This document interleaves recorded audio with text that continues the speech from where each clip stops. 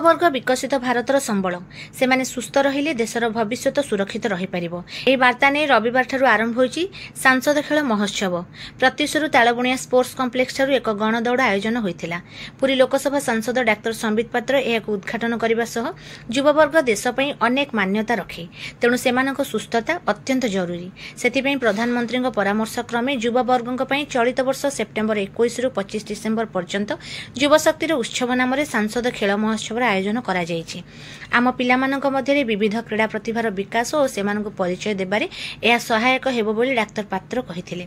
एही महोत्सव रे भलीबॉल, कबड्डी, 100 मीटर दौड़, long jump, high jump, cricket, mallakhamb और कुस्ती भली 8टी क्रीड़ा सामिल अछि।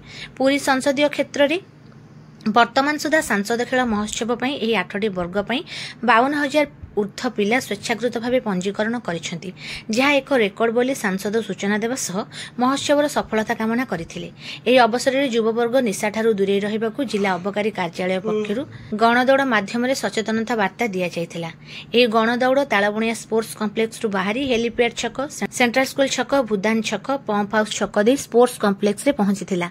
एही कार्यक्रम रे अतिरिक्त जिलापाल प्रशासन शरद चंद्र बेहेरा, जिला क्रीड़ा अधिकारी चंदन कुमार साहू, सूचना और लोक संपर्क उप निर्देशक संतोष कुमार सेठी, अबकारी अधीक्षक जगदीश सामल, क्रीड़ा संसदर पूर्वतन संपादक रविशंकर प्रतिहारी, अतिरिक्त जिला शिक्षा अधिकारी हिमांशु भूषण समर्थ, शिक्षा कार्यालय शारीरिक शिक्षा अधिकारी महेंद्र कुमार विश्वाल, पीटी सूर्यनारायण जेना, सुचित्रा खटोई, निहार रंजन पल्लेई, डाक्टर देवेंद्रनाथ तराई, श्रीमंदिर परिचालना कमिटी सदस्य मधुसूदन सिंगारी, उमाकांत नायक, रंजिता पाढ़ी, दिग्दर्शन पट्टनायक, जयंत कुमार दास, क्रीड़ा छात्रावासर अंतेवासी और विभिन्न शिक्षानुष्ठान छात्र छात्री और प्रतियोगी मैंने अंशग्रहण करथिले।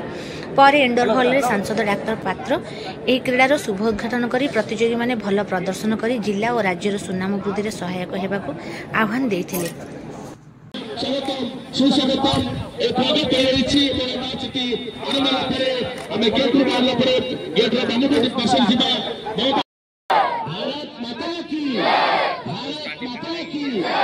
गोटे निवेदन रखिए जो माराथन हम आम श्रृंखलित भाव में